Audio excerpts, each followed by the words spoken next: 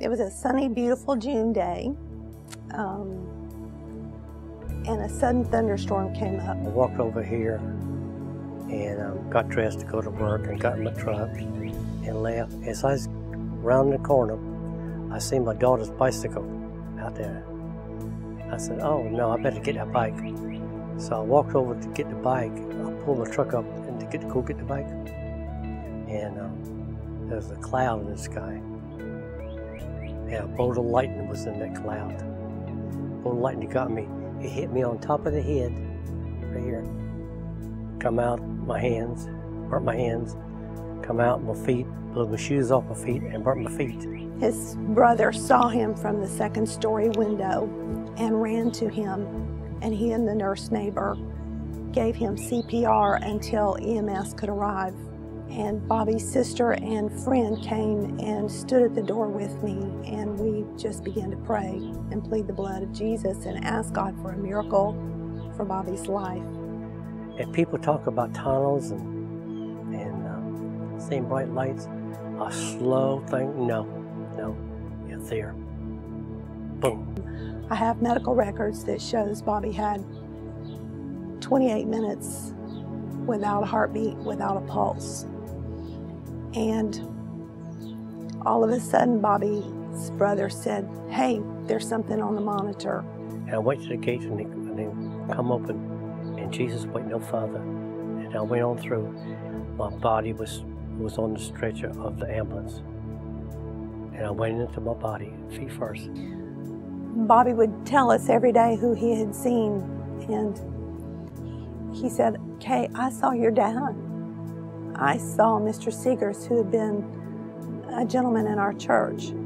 He said, I saw Jesus. For a long time, I was scared to tell anybody. Just what I seen, scars were here. Not here, but they were here. A long time.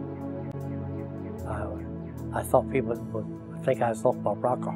He said, water and trees and flowers and the purest colors. He said, I have nothing that I can describe it to anything that we have seen. He said, you can compare an apple and an orange, or New York City and Atlanta. He said, but there's not anything to compare with heaven. Nothing that I've ever seen.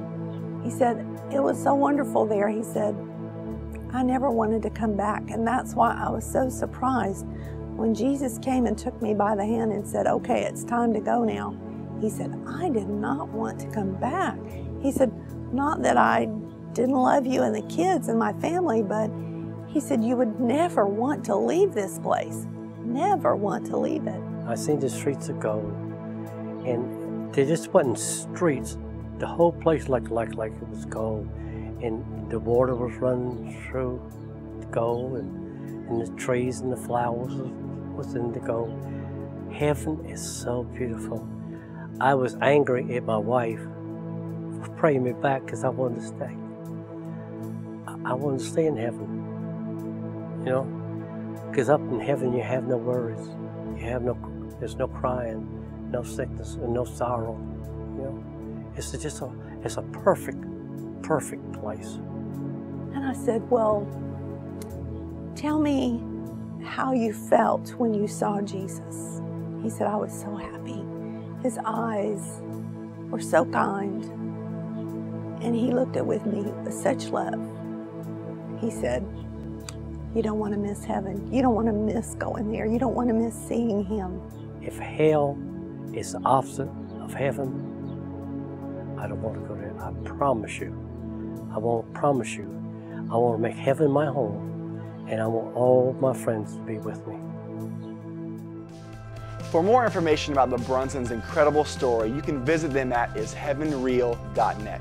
There you can send them a message as well as order their book. You can also order the book, When Lightning Strikes, One Man's Journey to Heaven and Back, at Amazon.com.